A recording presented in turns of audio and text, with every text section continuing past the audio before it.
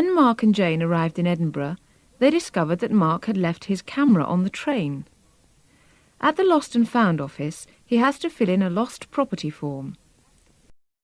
First, you have some time to look at questions 1 to 4.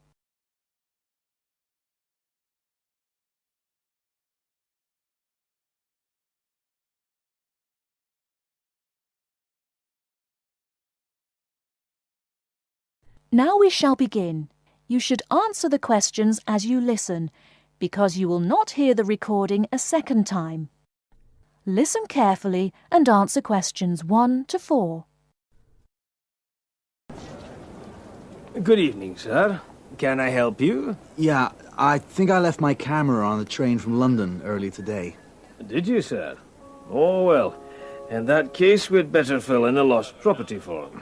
Can you tell me your name? Yeah, it's Mark Adams. Okay. Your address? You mean in Britain or in the States? How long are you staying? Oh, I've still got a few months in Britain. Okay, then. Can you give me your address here? Right. It's 21 Thames Drive, Leigh-on-Sea. That's Leigh on Sea, Essex.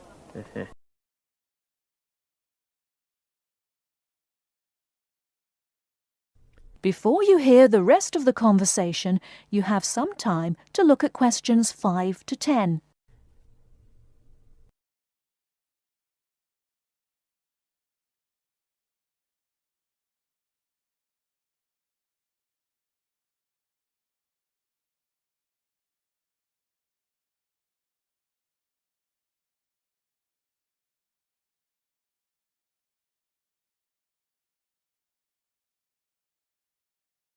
Now listen and answer questions 5 to 10. Do you want the phone number? Yes, I'd better have that. Okay, 0702 35211. Thanks. And you say it was a camera. What make and model? It's a Ricoh. Ricoh. How do you spell that? Ricoh. Okay, got that. Now, you say it was the London train. What time did it arrive in Edinburgh? At 4:55 this afternoon. Exactly on time. Well then, if we find it, sir, shall we phone you? No, I think I'll drop in the day after tomorrow to check up. Right you are, sir. We'll do our best.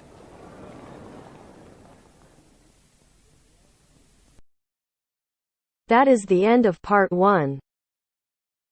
You now have half a minute to check your answers.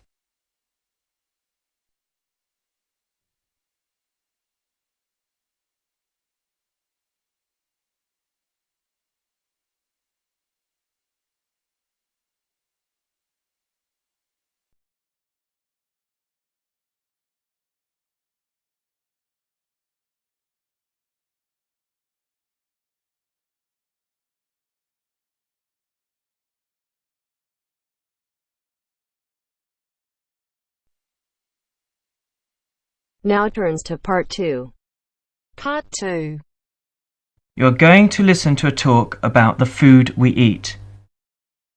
First, you have some time to look at questions 11 to 15.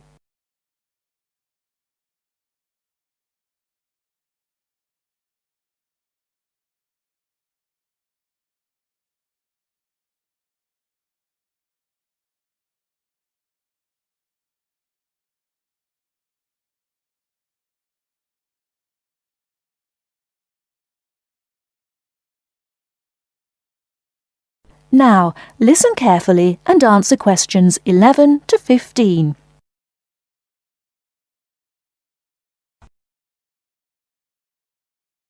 Welcome to The Food We Eat, sponsored by Safeway. Increasingly, we know more about the effects of our eating habits and lifestyles on our health.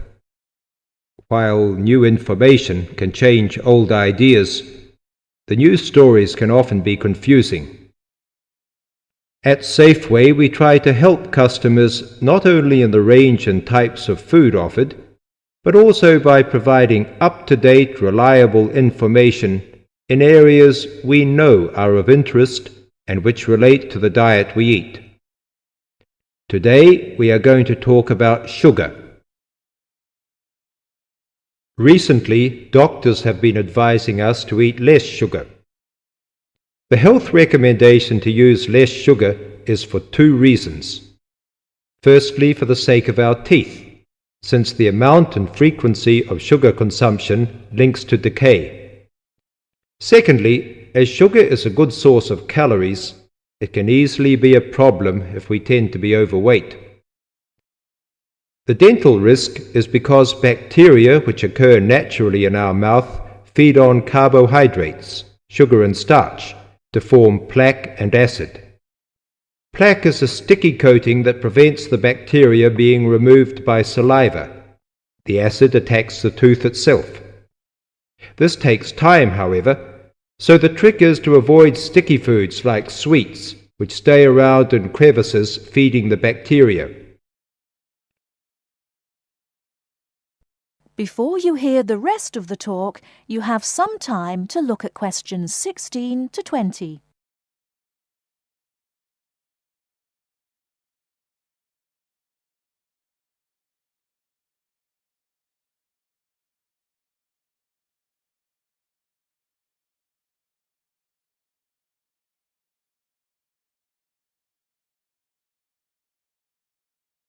Now listen and answer questions 16 to 20.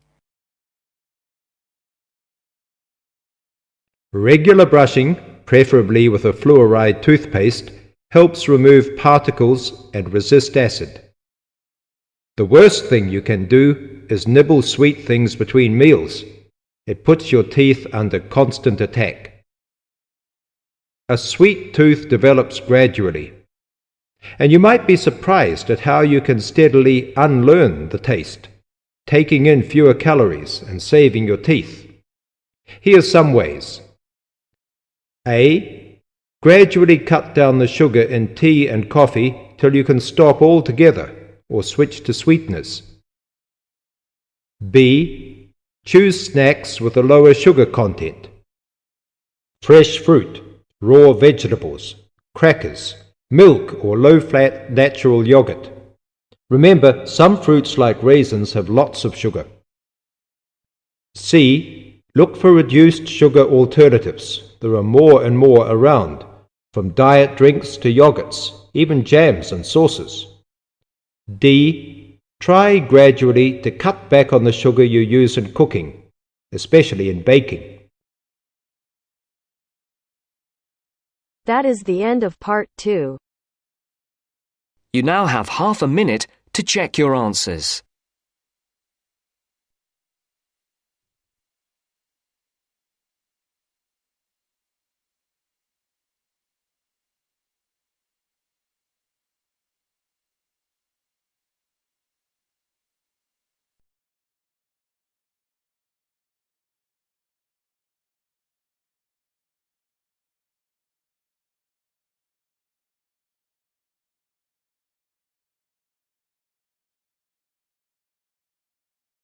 Part 3. As part of our lecture series on everyday health issues, today's talk is on tiredness. We shall look at the main issues in turn, as well as some of the main research that has been carried out in this field. First, you have some time to look at questions 21 to 26.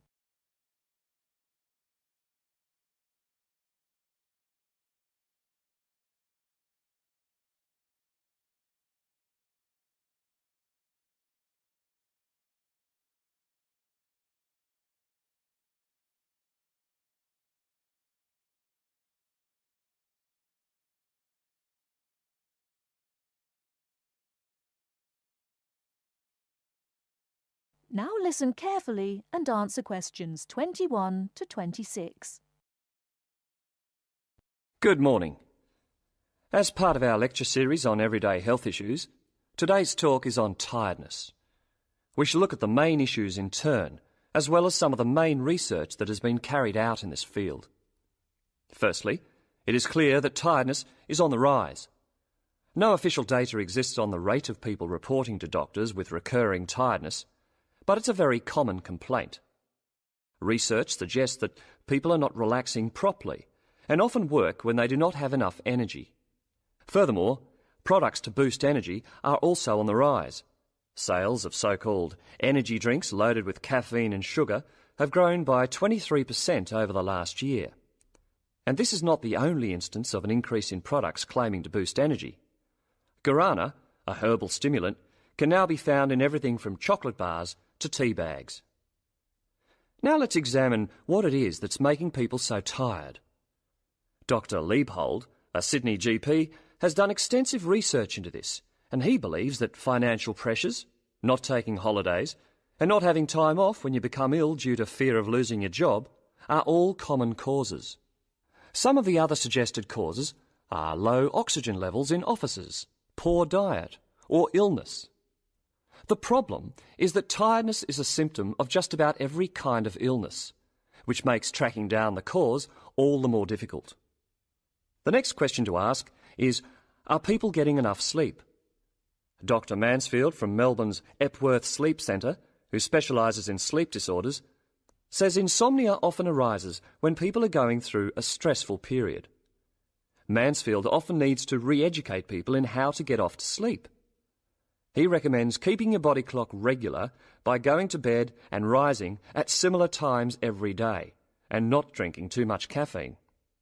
And there is some truth in the old story about having a glass of hot milk before bed. Milk contains the amino acid tryptophan, which has been shown to help induce sleepiness. Turning to the question of why we need sleep, researchers are still trying to answer this fundamental question. Sleep deprivation experiments have shown that after 14 days without sleep, rats will lie down and die. And after only 3 days sleep loss, humans get confused, forgetful, and start having hallucinations. So whatever sleep does, it is important. Before you hear the rest of the talk, you have some time to look at questions 27 to 30.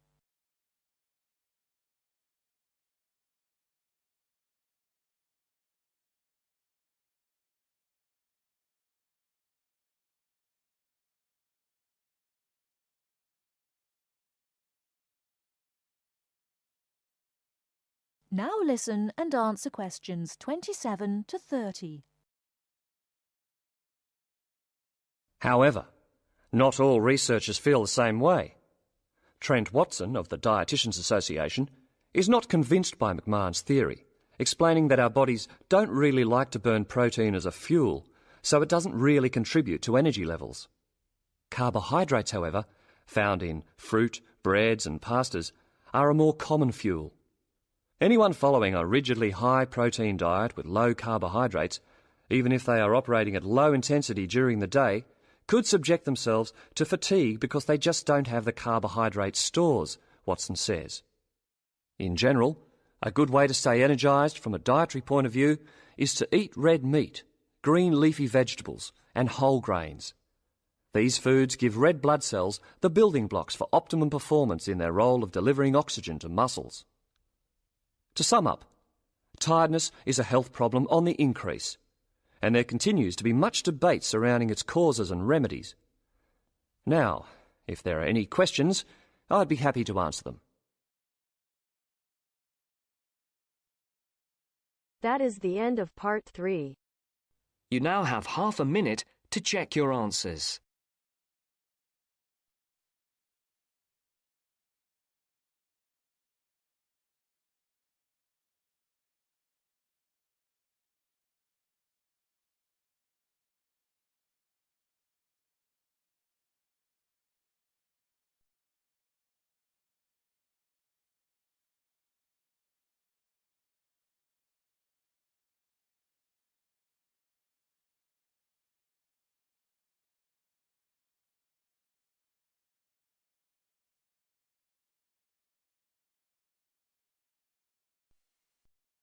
Now turns to part 4.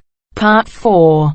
You'll hear an introduction about the tutorial courses of the physics school. First, you have some time to look at questions 31 to 40.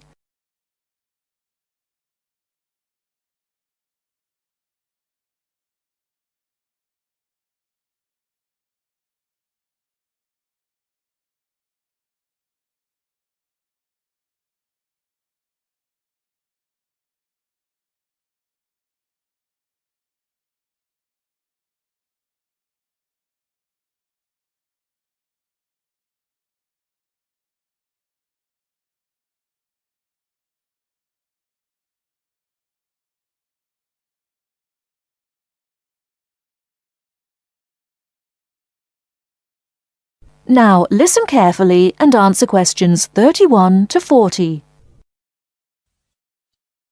Welcome to Orientation Week. This is the Physics School session, and we'll welcome Professor Smith, the head of the school, to introduce you to the tutorial system. Welcome, Professor Smith. Thank you. You may have noticed life at university is totally different from that of school. For you, tutorials are an important part of the teaching program. Tutors are the primary contact between undergraduate students and the school. A tutor is the student's personal tutor as well as their academic tutor. Tutorials for physics undergraduates consist of 6 students who meet each week with their tutor for at least 50 minutes. For radiographer students, tutorials will normally consist of a group of about 10 students who will meet fortnightly with their tutor for a period of at least 50 minutes. In the first semester, the tutorials are during weeks 1 to 11. For semester 2, they are during weeks 14 to 24. Everybody involved is expected to be present and on time, and the tutor will also be available in week 12 and 25 to discuss problems that arise during revision, but attendance by students is optional. Now I'm going to introduce to you the stages and activities of the tutorials. The induction period is from week 1 to 3. I know that a significant minority of you experience culture shock during your first few months at university, and the important function of this stage is to identify students who are having difficulty integrating into the academic program. In particular, tutors should check your attendance of lectures, tutorials, laboratory sessions, and this sort of things. Tutors also help you tackle work in a systematic and effective manner. Stage 2 begins from the 4th week. Some tutorials of this period are to be devoted to discussion or going over the students' lecture notes, but approximately 50% of tutorial time is to be devoted to coursework. You should finish the weekly homework assignments of 2 hours duration with at least 50% involving written work. At least 8 homework assignments during the year should involve answering problems set on coursework. The written work collected by the tutor should be marked within a week of handing in, and generally the assignments should be graded. The 3rd stage starts from week 8 till the 10th. During this period, math and 4 core physics programs are included. The majority of tutorial time should be devoted to work which supports the lecture programs and laboratory work. At least 60% of homework assignments should involve written work. The assignment may involve writing an account of or notes on a specified range of topics. The written work should also be marked and graded. Short oral presentations by students should be included. They are possibly on general physics topics or essays. The last week's personal development planning is a structured and supported process. The primary objective for PDP is to help you to become more independent and confident, self-directed learners, and encourage a positive attitude to learning throughout life.